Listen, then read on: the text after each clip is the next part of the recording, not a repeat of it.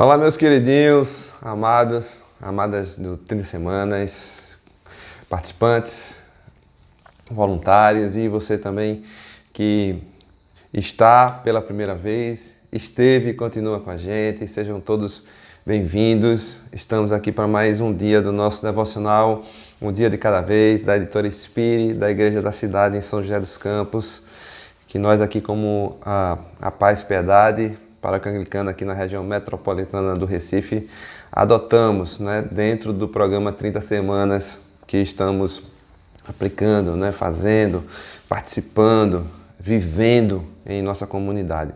Hoje nós estamos no dia 2, começamos ontem mais uma semana, semana 17, agora destruindo toda e qualquer justificativa. Isso é o que a gente vai fazer essa semana. Espero que ontem já tenha sido um começo poderoso na sua vida em Jesus. Hoje nós temos aqui no dia 2 um tema que diz assim: abandone a insegurança. Mas olha, antes da gente continuar, deixa eu fazer algo que até ontem eu esqueci. Deixa eu te pedir para você parar aí, E se você está gostando dos nossos vídeos, está contribuindo com você, dá um like, compartilha com muita gente, espalha isso, porque o nosso propósito é esse, Passamos a fazer e a compartilhar com todos vocês esses nossos comentários, bate-papo, para que a gente possa ajudar mais gente. Então espalha, envia. Talvez alguém hoje possa ter a vida mudada, por conta de um vídeo desse. Então deixa eu começar te fazendo uma pergunta. Você tem se sentido inseguro ou insegura? Você, como é que tem encarado os desafios que a vida tem trazido para você? Como você tem feito isso? Nós temos aqui um exemplo, Nós temos um exemplo bíblico no livro de Josué 1:9. Nós temos exemplo, vamos ter aqui uma passagem, vamos ler essa passagem, mas nós temos o exemplo de Josué. E a gente vai comentar. Deixa eu ler primeiro aqui a passagem, que diz assim: não fui eu que ordenei a você? Seja forte e corajoso. Não se apavore nem desanime, pois o Senhor, o seu Deus, estará com você por onde andar. É importante que a gente saiba o seguinte: qual é o contexto, aqui dessa passagem? O contexto é onde Moisés, que liderava o povo até então, tinha acabado de morrer. Moisés tinha acabado de morrer. E Josué agora estava assumindo a liderança do povo. Então veja, era um grande desafio para Josué, Apesar de que ele estava ali coladinho com Moisés, acompanhou, venceu, foi treinado para isso, mas agora ele estava só. Porém, ele estava só, mas olha aqui o que diz a palavra do Senhor. Como prometia a Moisés, olha o que Deus estava dizendo a Josué: como prometia a Moisés, todo lugar onde puserem os pés, eu darei a vocês. Então presta atenção que Josué, essa altura, já tinha entendido, até mesmo ele tinha entendido muito antes, porque quando ele foi, junto com os espias, fazer como é que se chama?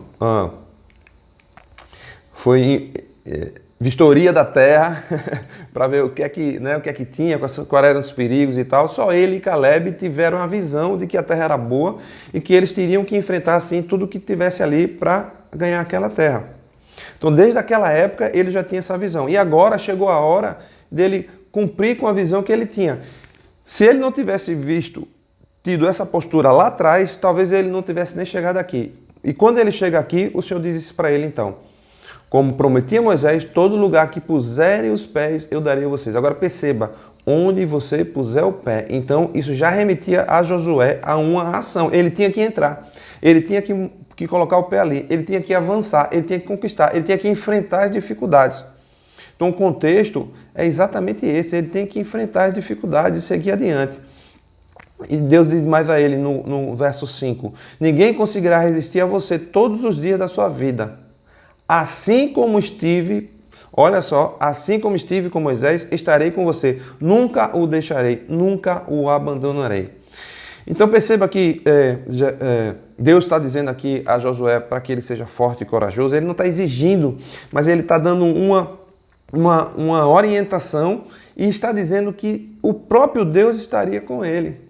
Então, ele não exige que Moisés seja corajoso, ele dá palavra de motivação para isso e diz, e eu estarei com você.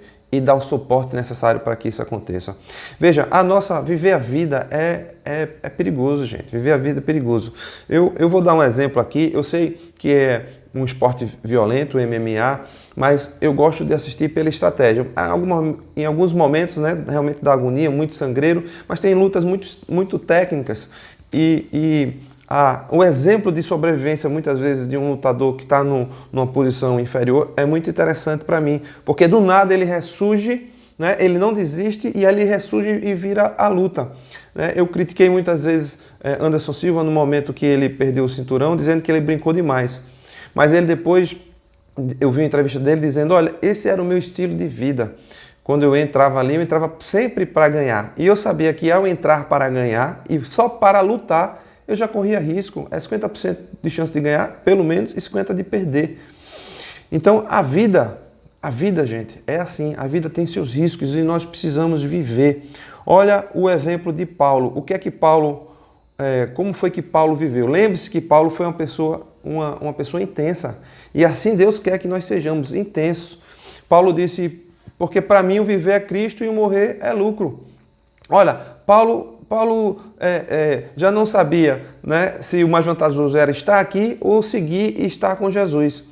Então ele vivia intensamente a vida em Jesus. Então ele era capaz de enfrentar as dificuldades, assim como ele foi intenso quando perseguia os cristãos, quando ele teve a sua conversão, quando o Senhor tocou o coração dele, ele passou a viver intenso a vida no Senhor.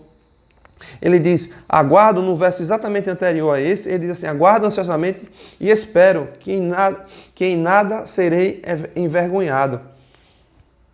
Pelo contrário, com toda a determinação de sempre, também agora Cristo será engrandecido em meu corpo, quer pela vida, quer pela morte. Então, assim nós precisamos viver, sabe? Com essa mesma intensidade. Se nós não fizermos isso, o que vai acontecer é que nós vamos estar paralisados.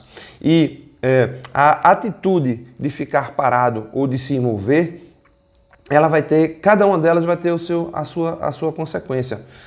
Mas perceba que estar paralisado não minimiza os perigos da vida. Os perigos vão continuar acontecendo. Então, o que nós precisamos fazer? Nós precisamos pegar essa palavra do Senhor, não é? E sermos corajosos, exercendo aquilo para o que Ele nos colocou aqui para que exercêssemos. Entende? Cumprindo o propósito dEle, não fugindo do propósito dEle.